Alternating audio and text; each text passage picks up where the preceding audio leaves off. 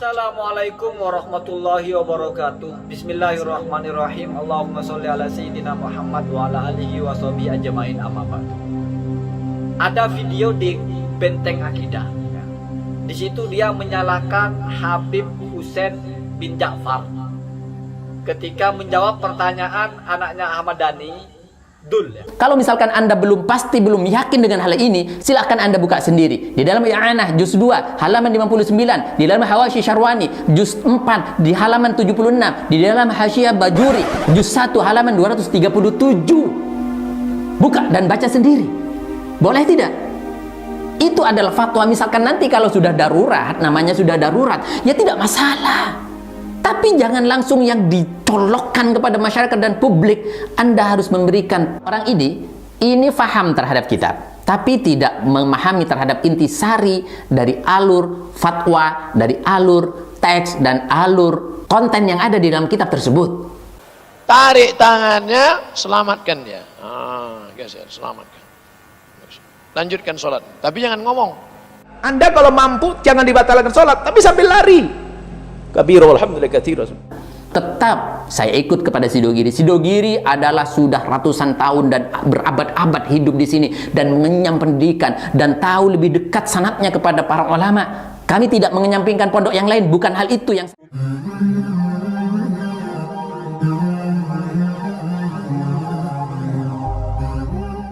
Assalamualaikum warahmatullahi wabarakatuh, sahabat kaum muslimin, subscriber channel Benteng Akidah dimanapun Anda berada. Saya pada kesempatan ini ingin memberikan satu tanggapan kepada mereka yang mau mengkoreksi, mengkritik atau memberikan masukan lah, supaya tidak terlalu barbar bahasanya. Masukan kepada saya bahwa ketika saya menyampaikan satu koreksi yang mungkin menurut mereka nggak cocok, yaitu tentang adanya fatwa yang disampaikan oleh Habib milenial, Habib Ja'far, Habib Husain Ja'far, maka saya sampaikan sekali lagi, sebenarnya bukan hanya Anda melalui YouTube menyampaikan koreksi terhadap Benteng Akidah, akan tapi sudah ada beberapa habaib yang telepon kami minta klarifikasi bagaimana sebenarnya yang terjadi. Saya menjelaskan dengan begitu detail, insya Allah menurut kami, menurut kemampuan kami, karena kami sebenarnya bukan siapa-siapa. Sudah saya sampaikan di dalam deskripsi bahwa saya bukan orang siapa-siapa, tapi hanya kegerahan saja ketika melihat adanya penyimpangan-penyimpangan yang dilontarkan di publik. Ada sesuatu yang sifatnya prioritas, skala prioritas. Apa maksud saya? Ketika seorang da'i menyampaikan fatwanya di depan publik, dia harus tahu mana yang harus disampaikan, mana yang harus tidak disampaikan. Ini adalah salah satu namanya skala prioritas dalam dakwah. Anda kalau misalkan tidak membandingkan ini semuanya, Anda tidak sadar ini semuanya, tidak pakai hukum ini semuanya, maka Anda sama saja ketika ingin membunuh nyamuk harus Anda panggil polisi untuk menembaknya dengan senapannya. Ini yang tidak logis. Dan ini berlebihan atau mubalaghah di dalam persoalan agama apalagi. Maka saya sampaikan sekarang, saya sampaikan kepada Anda, terima kasih sudah memberikan koreksi terhadap Benteng Akidah. Dalam hal ini saya juga meniru apa yang disampaikan oleh almarhum Gus Dur, guru bangsa, bahwa ketika beliau menyampaikan satu hal yang sifatnya kontroversi, lalu ditanya, oh ini hukumnya tidak ada, kalau tidak salah mungkin apa, babi halal atau apalah kalau tidak salah. Dulu waktu saya kecil diceritakan oleh kakek saya.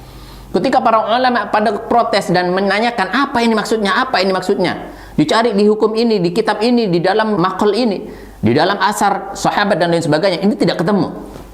Apa yang disampaikan oleh Gus Dur? Gus Dur memberikan satu peringatan bahwa sekarang ulama jangan hanya pegang koran saja, tapi buka kitabnya, supaya buka kitab. Wallah alam niatnya Gus Dur apapun saja, wallah alam. Tapi dalam hal ini saya mengambil satu trik atau strategi dari beliau, Allahumma yarham, yaitu bagaimana saya menyampaikan ini semuanya. Saya ingin memancing mereka-mereka yang biasa tasahul di dalam persoalan agama dalam fatwa. Mereka akan mendukung secara terang-terangan mereka yang mau menggiring opini umat untuk selalu tasahul di dalam persoalan agama. Maka saya akan lanjut langsung, tidak usah panjang kata dalam hal ini. Saya sebenarnya memang menunggu adanya ungkapan-ungkapan atau kritikan-kritikan atau misalkan masukanlah bagi saya yang fakir ilmu ini.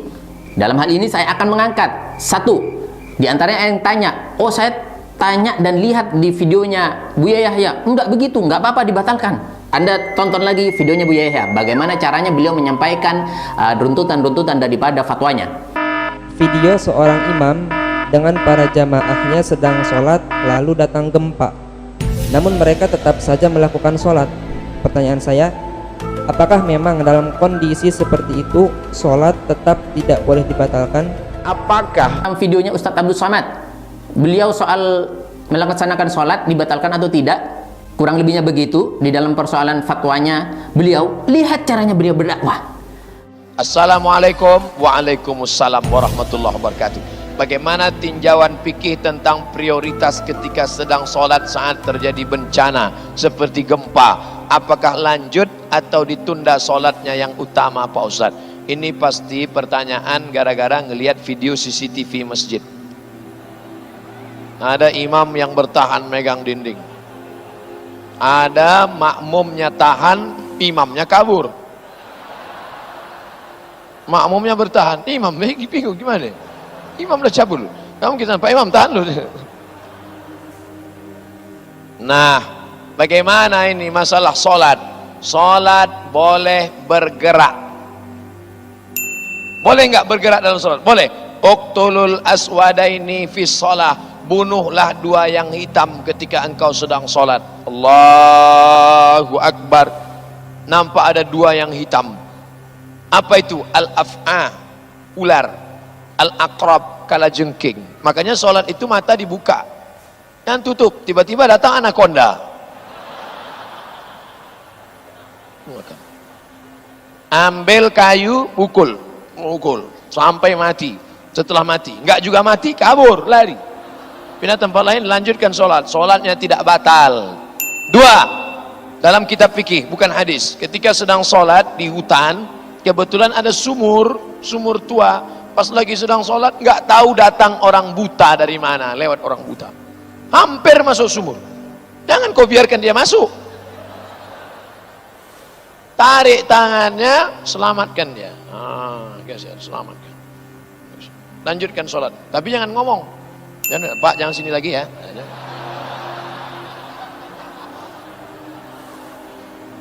Artinya bergerak dalam keadaan hajat boleh. Sholat tetap tidak batal. Membatalkan sholat sengaja bukan karena darurat tingkat tinggi termasuk dosa besar. Jangan main-main dengan sholat. Ini anak-anak muda banyak yang batalkan sholat, dikit aja batal sholat. Beliau berfatwa dengan penuh kehati-hatian. Inilah faqih, inilah orang yang harus kita berikan apresiasi di dalam menjaga betul-betul agama ini. Agama ini adalah nasihat bagi kita. Kalau misalkan kita sudah serampangan di dalam fatwa, lalu bagaimana anak-anak cucu kita? Apakah masih dapat dia mendapatkan dan mengenyam pendidikan agama yang baik? Astaghfirullahaladzim min kulli dzambin azim. Maka saya sampaikan sekali lagi, langsung saja saya akan menanggapi video ini yang katanya dalilnya cespleng. Assalamualaikum warahmatullahi wabarakatuh. Bismillahirrahmanirrahim. Allahumma sholli ala sayyidina Muhammad wa ala alihi wa sahbihi ajmain, amma ba'du. Ada video di Benteng Akidah.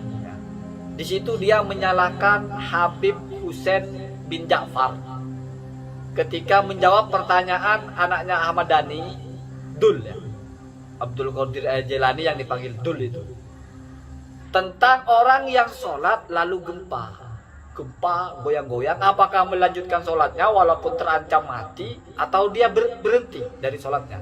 Si Habib ini menjawab, ya berhenti sholatnya, daripada mati ya berhenti, toh bisa sholat lagi nanti.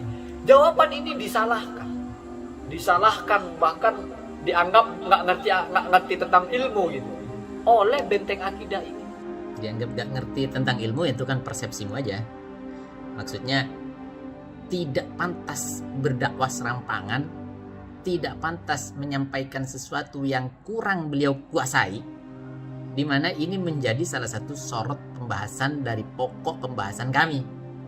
Gitu ya. Diulangi videonya, dicermati lagi, ditelaah lagi. Saya heran. Saya kira orang yang tidak belajar fikih pun bisa menerima kalau jawaban Habib itu benar. Orang sholat terus gempa, masa iya harus menyelesaikan sholatnya dengan taruhan nyawa? Masa iya Islam se-ekstrim itu? Sholat harus terus bertahan, mau taruhan nyawa, itu ajaran dari mana? Makanya kalau membaca itu diselesaikan, ditelaah. Jadi bukan tidak ada pilihan. Saya menyampaikan pilihan harus bergerak-gerak, meskipun bergerak ada apa-apa misalnya. Itu pilihan kedua. Pilihan kedua membatalkan. Yang pertama yang ditekankan adalah demi untuk kehati-hatian menjalankan syariat. Coba lihat nanti. Dan tadi itu videonya Buya Yahya dan Ustaz Abdul Somad. Kurang alim apa? Anda bisa bantah itu? Saya kira tidak ada seperti itu. Sudah betul jawabannya. Cuman benteng akidah kan nanya dasarnya dari mana gitu. Ya ajarannya dari ulama salaf Ahlussunnah wal Jamaah yang hati-hati di dalam menjalankan agamanya. Referensinya ada, sudah saya sebutkan. Anda bisa catat dan Anda baca sendiri nanti. Ini demi menjaga durasi video supaya tidak terlalu lama. Baik. Karena kata dia tetap harus lanjutkan sholatnya sebisa mungkin. Walaupun harus bergerak-gerak, harus menghindar, harus... Kenapa? Karena dalam sholat khauf juga ada seperti itu katanya. Nah, sekarang saya jawab. Saya kasih jawaban yang cesplak dulu. Ada orang sholat, terus kebelet. Ini sholat fardu, kebelet. Pengen pipis, atau pengen beol, atau pengen kentut, kebelet. Kebelet sekali. Dalam Fathul Mu'in, ada satu ibarat. Baik, saya tunggu ibaratnya. Saya lihat ibaratnya. Ibaratnya seperti apa? Cara menyampaikannya dalam Fathul Mu'in seperti apa? Apa langsung diberikan satu rukhsah atau dispensasi? Coba, saya tunggu. Bismillahirrahmanirrahim. Wa khudusuha fil fardi la yujawizu qat'ahu. Dan terjadinya hal itu, terjadinya mudafa'atu al-hadas, menahan pipis, menahan beol atau menahan kentut itu tidak menjadikan alasan boleh menghentikan sholat fardu. Jadi hudusuha fil fardi, hal itu kalau terjadi dalam sholat fardu, la yujawizu qat'ahu, tidak membolehkan menghentikan sholat itu. Tapi ini tidak serta-merta dipahami secara mutlak, artinya dalam keadaan apapun tidak.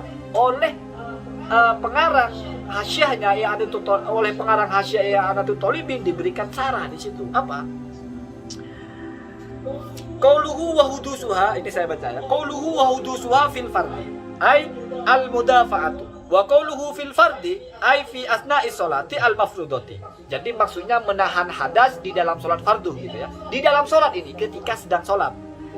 Wa qauluhu la yujawizu qat'ahu, tidak membolehkan menghentikan sholat itu ay al fardhu, yaitu sholat fardu itu tidak boleh dihentikan, harus tetap dilanjutkan. Ay maksudnya fayahrumu atau fayuhramu alaihi, maka diharapkan atasnya dzalika, menghentikan sholat itu. Jadi tetap harus tahan. Kamu kebelet pipis, kebelet Dasarnya sudah beol, tahu. tahan. Sudah dijawab sendiri, sudah lihat di situ. Jadi imam madhab, imam musannif dan lain sebagainya menyampaikannya yang berat dulu. Kalau misalkan yang berat nggak bisa, baru yang ringan. Bukan langsung yang ringan. Coba, Anda lanjutkan bacanya. Kalau kamu sedang dalam sholat fardu, bukan sholat sunnah ya, sholat fardu, ada terusannya saudara. Ya itulah terusannya. Terusannya baru diperbolehkan, tidak dosa. Ketika ada yang namanya uzur secara syar'i dan selanjutnya. Astagfirullah. Ya Allah, Allah Madinah, Allah Madinah. Sebenarnya satu yang akan saya sampaikan kepada beliau.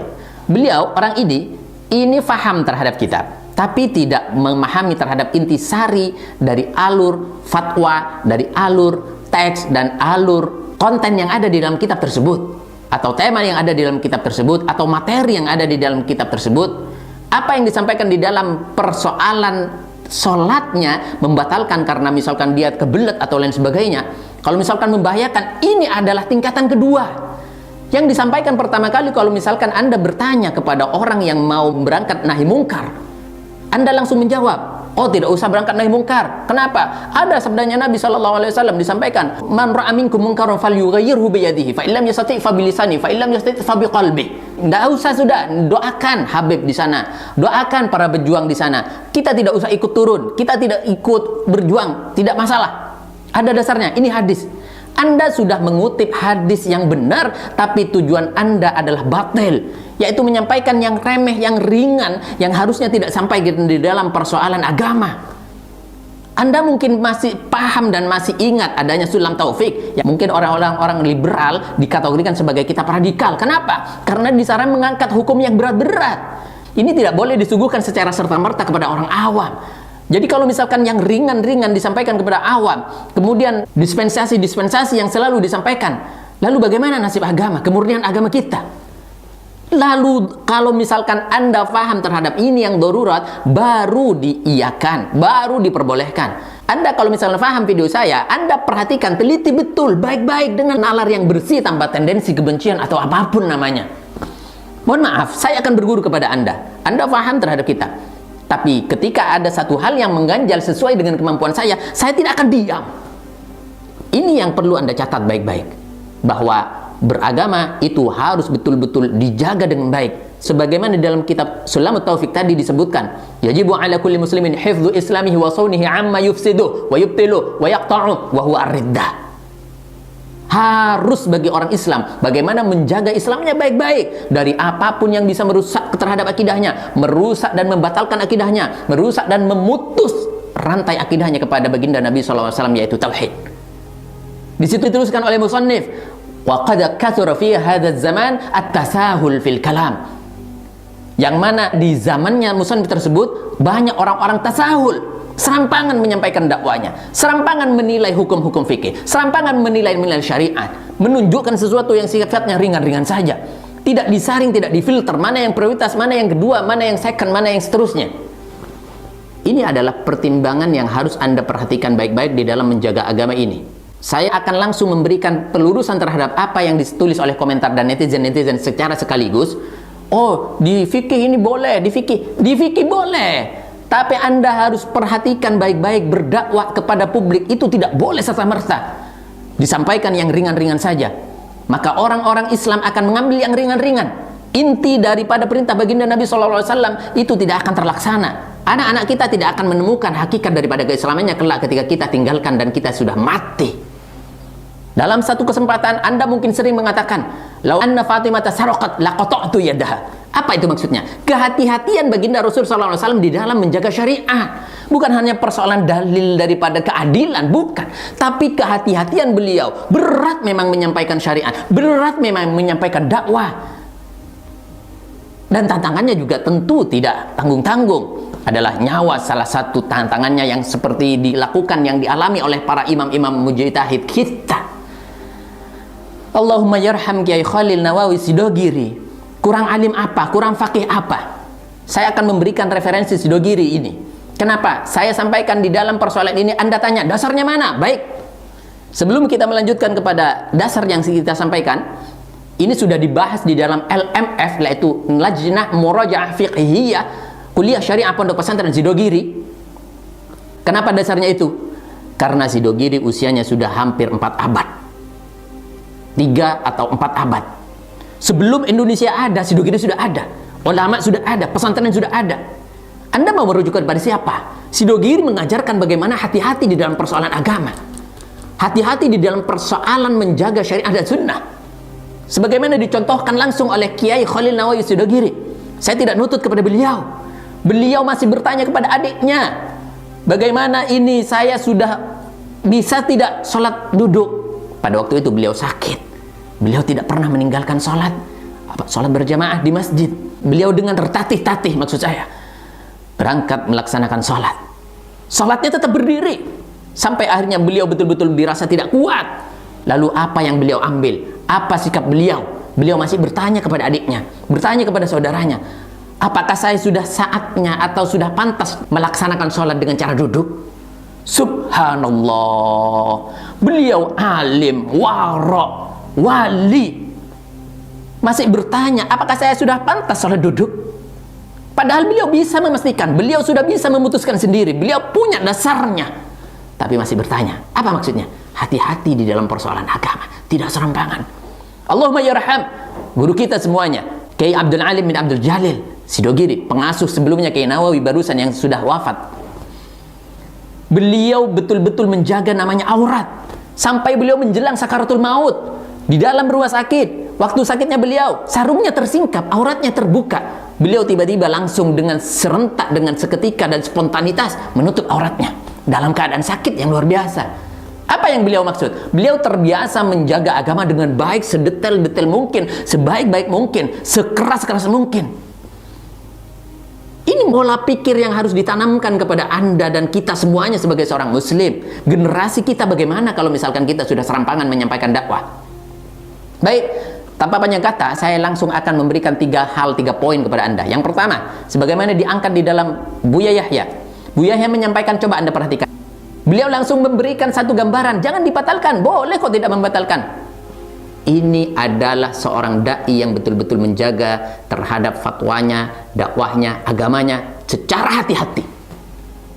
Yang kedua diantaranya adalah Ustadz Abdul Somad. Bagaimana beliau menjawab ini? Nah, bagaimana ini masalah sholat? Sholat boleh bergerak. Boleh nggak bergerak dalam sholat? Boleh. Uqtulul aswadaini fi sholat. Bunuhlah 2 yang hitam ketika engkau sedang sholat. Allahu Akbar. Nampak ada 2 yang hitam. Apa itu? Al-af'a, ular. Al-aqrab, kalajengking. Makanya sholat itu mata dibuka, dan tutup. Tiba-tiba datang anakonda. Ambil kayu, pukul sampai mati. Setelah mati, nggak juga mati, kabur, lari. Pindah tempat lain, lanjutkan sholat. Sholatnya tidak batal. Ini adalah gambaran bagaimana orang yang alim, yang faqih, tasawur, dan tasdaq di dalam keilmuannya. Beliau tidak langsung membatalkan. Oh, batalkan saja. Tapi beliau memberikan satu arahan bagaimana sholat itu tidak boleh dibatalkan. Kalau misalkan Anda belum yakin dengan hal ini, silahkan Anda buka sendiri. Di dalam I'anah juz 2 halaman 59, di dalam Hawashi Syarwani juz 4 di halaman 76, di dalam Hasyiah Bajuri juz 1 halaman 237. Buka dan baca sendiri. Boleh tidak? Itu adalah fatwa. Misalkan nanti kalau sudah darurat, namanya sudah darurat, ya tidak masalah. Tapi jangan langsung yang ditolokkan kepada masyarakat dan publik. Anda harus memberikan satu teladan sebagai orang yang ngerti faham hukum agama. Ingat apa yang disampaikan oleh Imam Malik, man tasawwafa wa lam yatafaqqah faqad tafassaqa wa man yatafaqqaha wa lam yatasawwaf faqad tazandaqa. Siapa yang alim saja, bisa baca kitab saja, tapi tidak bisa bertasawuf, tidak bisa menata kehati-hatian di dalam dirinya, dia akan menjadi suatu saat akan menjadi kafir zindik. Yaitu akhir daripada tasahul fiddin yang dikhawatirkan oleh para ulama-ulama kita, ulama-ulama salaf kita. Semuanya akan menjadi zindik ketika dia serampangan mengambil hukum ini dengan mudahnya, yang ringan-ringan saja. Dan sebaliknya, siapa yang bertasawuf dan tidak alim fikih, dia akan ngarang-ngarang ibadah, dia akan menjadi orang yang fasik. Ini perkataan ini atau pernyataan ini dinisbatkan kepada Imam Malik. Ada yang mengatakan ini disampaikan oleh Syekh Ibrahim Ad-Dasuqi. Anda pelajari lagi. Yang ketiga, saya akan menyampaikan satu pendapat dan hasil daripada kesimpulan. Tetap saya ikut kepada Sidogiri. Sidogiri adalah sudah ratusan tahun dan berabad-abad hidup di sini dan mengenyam pendidikan dan tahu lebih dekat sanadnya kepada para ulama. Kami tidak mengenyampingkan pondok yang lain, bukan hal itu yang saya maksud. Artinya, Anda harus berkaca kepada siapa yang betul-betul ahli, yang betul-betul kompeten. Ini sudah dimusyarakan dan sudah difatwakan di Pondok Pesantren Sidogiri, di Lajnah Muraja'ah Fiqhiyah Kuliah Syariah Pondok Pesantren Sidogiri.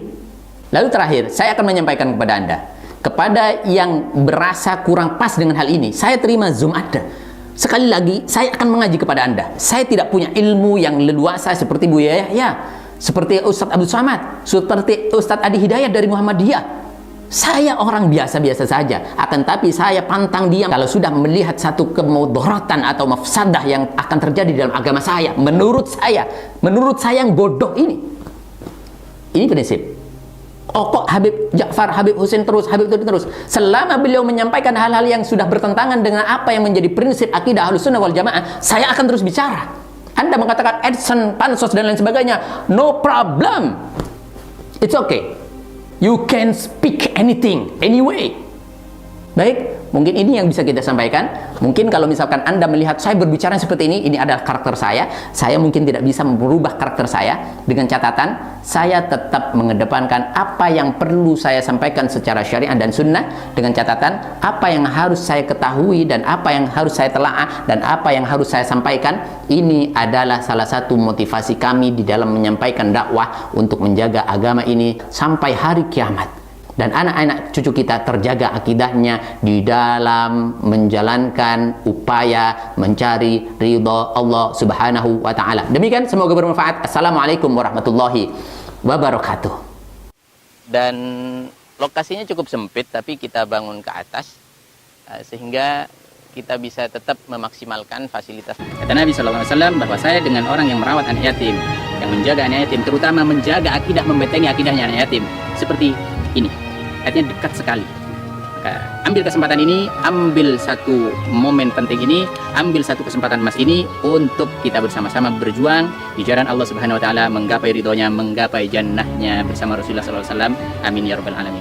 Kami tidak melihat nominal berapapun yang Anda tanam, tapi niat mulia Anda lah, baik yang diniatkan untuk diri Anda, terutama untuk orang tua Anda yang mungkin sudah rindu menanti sedekah jariah Anda. Hormat kami untuk Anda semuanya. Kami kan terus bersamamu.